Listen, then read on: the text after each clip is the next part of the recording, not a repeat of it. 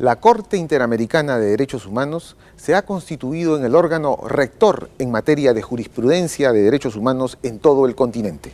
El día de hoy conversaremos sobre las competencias, funciones y jurisprudencia de la Corte Interamericana de Derechos Humanos. Soy Francisco Morales y esto es Tus Derechos.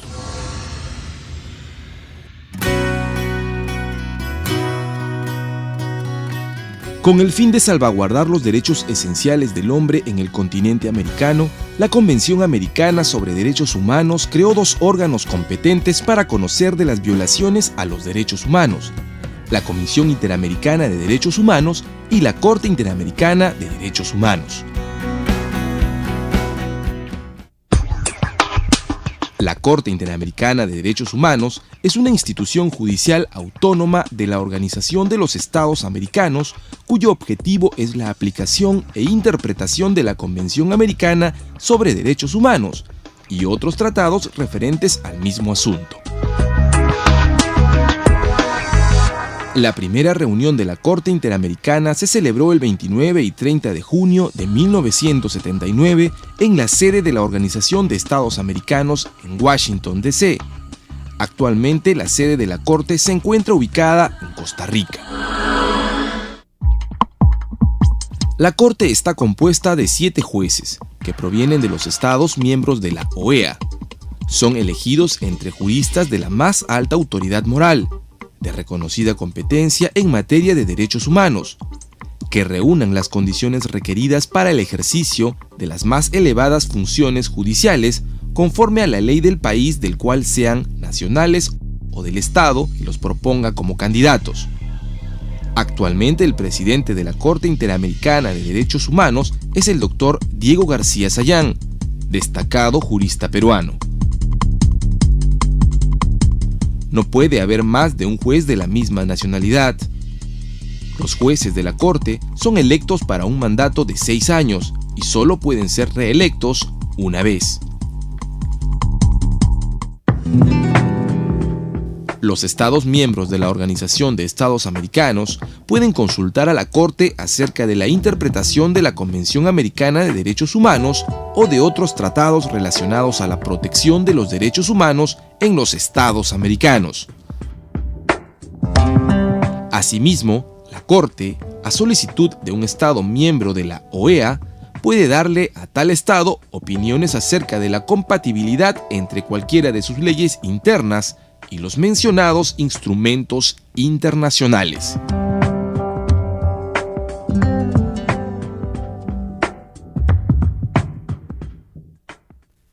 Bien amigos, ese fue nuestro informe sobre la Corte Interamericana de Derechos Humanos. Debemos recordar que la jurisprudencia de la Corte Interamericana es vinculante para los estados que suscribieron el Pacto de San José o Convención Americana de Derechos Humanos. En el siguiente bloque estaremos con el presidente de la Corte Interamericana, Diego García Sayán. Regresamos después de la pausa.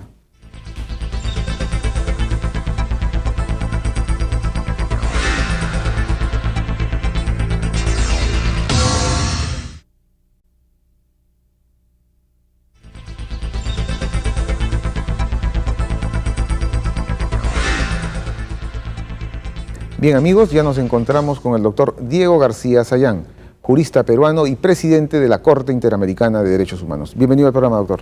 Muchas gracias por la invitación, es un gusto estar contigo, Francisco. Doctor, en estos últimos años la Corte continúa con su predicamento en términos de jurisprudencia vinculante y a usted le ha tocado una etapa donde se está consolidando la recepción de la jurisprudencia de la Corte Interamericana a nivel de los estados. ¿Cómo evalúa este panorama? Mira, creo que es uno de los momentos más importantes, por supuesto, en el desarrollo del trabajo de la Corte Interamericana, y me atrevería a decir, sin falsa modestia, no por méritos nuestros, por cierto, en el desarrollo del derecho en América Latina. Porque la Corte ha continuado con su trabajo, ha seguido dictando sentencias sobre una variedad cada vez más amplia de casos, pero acaso lo más notable en los últimos años es la interacción con altos tribunales de América Latina, Cortes Supremas, tribunales constitucionales, en un proceso muy dinámico a través del cual la jurisprudencia de la Corte es recibida por los tribunales nacionales y utilizada como un ingrediente fundamental para orientar los criterios de interpretación, en lo que en varios tribunales se ha denominado el control de la convencionalidad, es decir, adecuar las sentencias de los jueces nacionales no solamente a las constituciones, sino al ordenamiento interamericano que ha sido construido por decisión soberana de los estados. Pero eso también funciona en un sentido inverso, es decir, las sentencias de la Corte Interamericana de Derechos Humanos que no pretenden salir de un parnaso de la sabiduría, sino ser parte de un sistema interamericano de justicia, del cual son las partes medulares de las Cortes Nacionales. Ese sistema interamericano recoge también la jurisprudencia del Tribunal Constitucional peruano, de la Corte Constitucional de Colombia o de la Suprema Corte de México, en tanto existan interpretaciones avanzadas en materia de derechos humanos, porque la Corte Interamericana tiene por obligación siempre proteger los derechos y hacer las interpretaciones que resulten más favorables a la protección de los derechos. De manera que si se encuentra una interpretación creativa, imaginativa en el Tribunal peruano o en la Suprema Corte, la Corte Interamericana la incorpora en su sentencia, explicita que ahí hay una fuente de interpretación y eso es un elemento novedoso. Entonces hay un camino de ida y de vuelta que hace que cada vez sea más borrosa esa frontera artificial entre derecho interno y derecho internacional, y más bien estamos, creo, ante un proceso de construcción de un ordenamiento muy dinámico en donde cada cual cumple un espacio, una función que le es propia, en donde la esencia sin duda está en los tribunales nacionales y la Corte un papel complementario. En los orígenes del sistema y de la Corte Interamericana habían pocos casos, pero hoy ustedes tienen una dinámica bastante mayor y dictan más casos en todos los años, ¿no? Entonces hay más casos, pero ¿por qué hay más casos, no? Alguien podría hacer un análisis simplista y decir, bueno, en América Latina la situación está peor, porque en la Corte Interamericana hace 10 años había el 10% de casos que hay hoy día, en el año 2012. Y a partir de ahí sacar la conclusión errada, decir, bueno, eso quiere decir que la situación hoy día se ha empeorado en materia de derechos humanos. No es así. Lo que pasa es que en América Latina, con todas las luces y las sombras que hay en nuestra realidad, creo que se constata una mayor conciencia de derechos y una mayor conciencia de que si se agotan los trámites en la jurisdicción interna, existe este espacio interamericano al cual se puede acceder y en donde se dictan sentencias que se cumplen y que son obligatorias. Entonces, yo creo que lo que estamos viviendo, además de este proceso de interacción dinámica entre tribunales nacionales y Corte Interamericana, es un enriquecimiento de las capacidades de las personas de tomar conciencia de que pueden recurrir a un tribunal interamericano con tipo de situaciones que hace 10 años a nadie se le hubiera ocurrido llevar a un tribunal, como por ejemplo no poder acceder a un trámite administrativo, a información de un trámite administrativo, casos sobre orientación sexual, temas que tienen que ver con asuntos muy específicos del derecho a la propiedad, cuando en el imaginario de mucha gente estos tribunales están reservados pues para matanzas, torturas o desapariciones forzadas. La realidad es que hoy día tenemos una gama mucho más amplia y dinámica que da cuenta de percepción de derechos propios, que es, creo, un componente muy importante en la evolución democrática de nuestros países, ¿no? Hace poco se ha producido una situación interesante porque ha estado usted como presidente de la Corte, ha estado el presidente de la Comisión Interamericana y el nuevo secretario ejecutivo, o sea, prácticamente los principales actores de nuestro sistema interamericano de derechos humanos. ¿Qué conclusiones o qué perspectivas o pedidos, o cuál fue el motivo de la visita aquí al Perú? Bueno, una visita que hizo la Comisión en función de sus propios objetivos. La Comisión y la Corte tienen funciones distintas y son autónomas. La Comisión no depende de la Corte, pero sí es la fase previa para alguien que quiera llevar su caso a la Corte Interamericana, que tiene que hacer primero su trámite en la Comisión y recién después es la Comisión la que lo presenta ante la Corte, de manera que una relación de comunicación ahí siempre importante. Entonces han pasado ya más de 40 años desde que este sistema con dos componentes está en funcionamiento, desde que se adoptó la Convención Americana en el año 69, y han habido en ese proceso planteamientos de que había que hacer reformas, algunos planteamientos críticos de buena fe, otros de no tan buena fe, De manera que lo que hoy día se está viviendo es una dinámica de mucha discusión sobre qué cosa hay que hacer para fortalecer, para reformar el sistema interamericano de derechos humanos, estando esto básicamente concentrado en una discusión en torno a la Comisión Interamericana, porque han habido una serie de planteamientos que han girado básicamente en torno a la Comisión.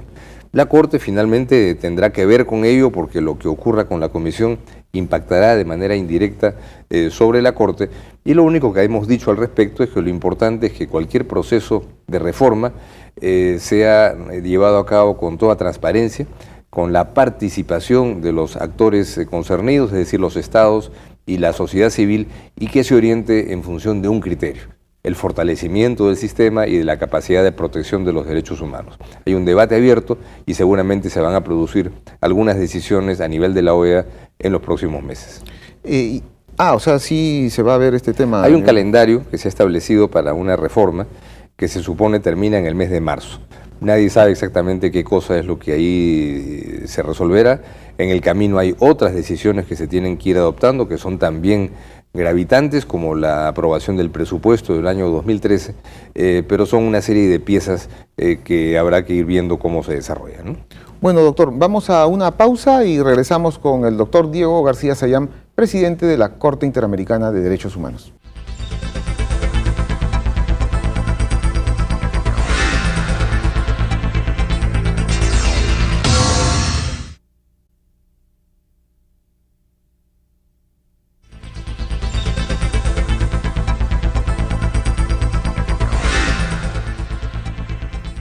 Bien, amigos, continuamos con esta interesante entrevista al presidente de la Corte Interamericana de Derechos Humanos, Diego García Sayán. A veces se critica a la Corte Interamericana en nuestro país.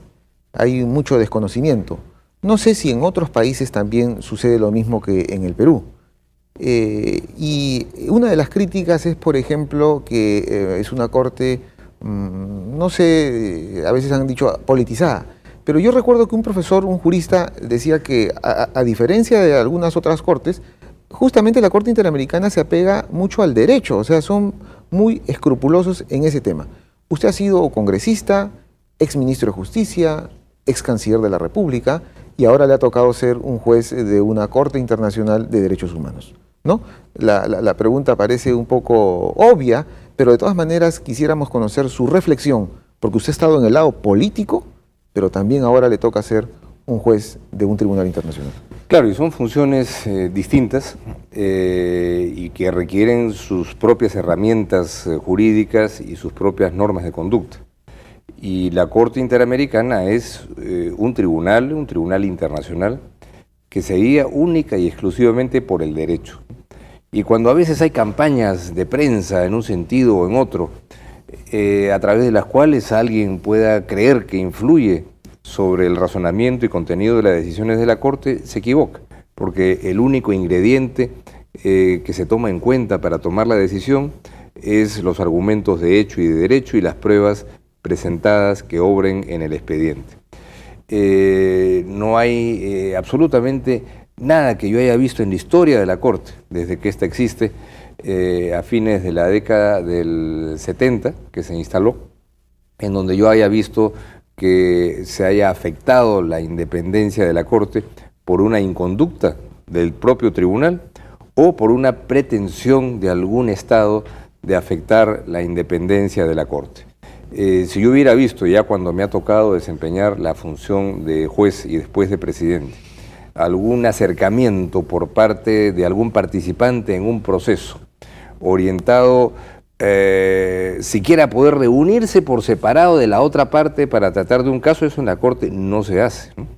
Y cuando hay un juez nacional que por conclusión del reglamento no puede participar en un caso de su país, esa limitación es real y es absoluta. Ni siquiera en las reuniones informales, a la hora de almorzar o tomar un café, se trata de manera siquiera indirecta lo que atañe a ese país.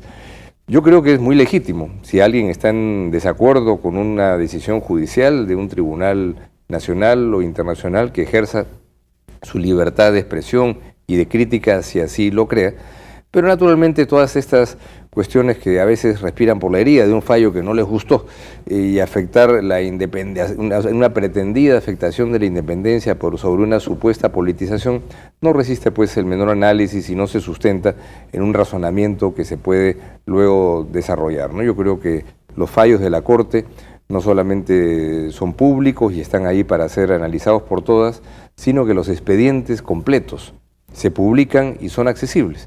De manera que si alguien considerara que hay una politización y la puede sustentar con un argumento concreto, sería fantástico que lo pudiera hacer, y creo que no lo lograría, ¿no? Una cosa particular de la Corte Interamericana como organismo jurisdiccional especializado es que, por ejemplo, si nosotros hablamos de un poder judicial de cualquier país de América Latina, los casos siempre son los mismos, ¿no? Recurrentemente, por ejemplo, casos de contratos, de herencias o casos penales, los tipos penales. Pero yo quisiera preguntarle, y me suscita una reflexión, el hecho de que la Corte haya tenido a lo largo de todas estas décadas cierta visión, obviamente esto debe ser conectado con la comisión que presenta los casos, pero es por oleadas, ¿no? En la década de los 80 eran temas de libertad personal, torturas, debido proceso, ¿no? Luego la Corte habló sobre el acceso a la información pública, libertad de información, derecho de propiedad, pueblos indígenas. Ahora usted nos ha hablado de los temas de opción sexual, en fin. ¿Cómo es el proceso de trabajo? ¿Cómo tienen que ir eligiendo las grandes líneas? O Mira, ¿cómo en realidad, deciden? un tribunal pues es un poco como la sala de emergencia de un hospital, o sea, trabaja con lo que le llega. Un tribunal no escoge sus casos, no tiene lo que hace algunas cortes supremas en el mundo, que dentro del universo de los casos que llegan escogen algunos de ellos. La Corte actúa jurisdiccionalmente sobre todos los casos que le son sometidos, pero ha ocurrido que por esta emergencia de conciencia de derechos por parte de la gente empiezan a llegar casos sobre materias cada vez más novedosas. Y lo que ocurre por ese mecanismo de interacción a través del cual los tribunales nacionales se alimentan y se nutren de las decisiones de la Corte Interamericana, ocurre que las decisiones de la Corte sobre esos casos, llamemos sobre ese tipo de materia nueva, acaban convirtiéndose en casos o en decisiones emblemáticas para la propia Corte y el sistema interamericano y para los tribunales nacionales, porque sirve de referencia. Por ejemplo, la sentencia en el caso Atala de Chile, a propósito de una jueza que expresó públicamente su condición de lesbiana y por eso perdió la custodia de sus dos hijas por decisión final de la Corte Suprema de Chile, y la Corte finalmente Interamericana estableció que había responsabilidad en el Estado chileno. Esa sentencia ha tenido un efecto emblemático para discusiones de materias parecidas que se están dando hoy día, no solamente en tribunales chilenos, sino en otros tribunales del continente. Estadísticamente, la Corte Interamericana nunca estará en capacidad de poder tener un peso significativo para un área en la que viven 500 millones de personas, pero sí lo podrá tener a través de estos casos emblemáticos que sean digeridos, procesados y por supuesto reinterpretados dentro de sus propios moldes jurídicos nacionales por los tribunales nacionales, ¿no? ¿Y cómo ven los estados, en general los estados de América Latina, el funcionamiento de la Corte? Mira, en general lo que nosotros vemos cuando presentamos nuestros informes, lo hace el presidente en el Consejo Permanente, en la Asamblea General, es un respaldo unánime, ¿no? Y en el proceso ya, más allá de las declaraciones políticas, de implementación de las sentencias, de realización de audiencias públicas en países que no son la sede de la Corte, que es Costa Rica, también hay un mecanismo de comunicación permanente y activo. Por supuesto, nunca carente de diferencias de apreciación, porque los estados participan en procesos, a veces ganan, a veces pierden, y a nadie le gusta perder un juicio, y no quiero decir que todos estén felices, probablemente les gustaría a todos los estados ganar siempre, no es así, pero hay una relación, creo yo, de una mayor cultura democrática y saber que si se pierde un caso ante la Corte Interamericana no es porque la Corte está condenando a ese Estado, a ese país por violador de derechos humanos, sino que en ese caso hubo una responsabilidad del Estado y que no significa descalificar políticamente políticamente a nadie, ¿no? Yo creo que hay ahí una cosa que finalmente prevalece una concepción democrática, ¿no? Y casi al final del proceso en la Corte, es decir, cuando se dicta sentencia, el nivel de cumplimiento es bastante alto. Bastante ¿no? alto. Mira, y en una de las cosas, hay algunos puntos que son más complejos que otros, pero el punto más sensible, que es el del pago de las reparaciones,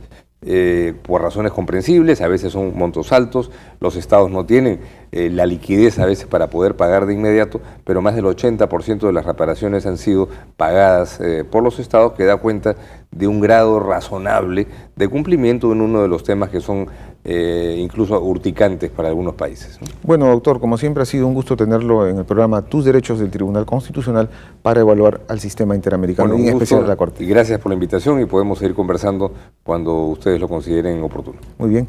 Bien, amigos, esta fue la entrevista con el presidente de la Corte Interamericana de Derechos Humanos, Diego García Sayán. Y con nosotros será hasta el próximo sábado, donde abordaremos algún tema importante sobre los derechos fundamentales que establece nuestra Constitución. Y como siempre, los sábados a las 11 de la mañana por TV Perú, Mucho Más que Ver.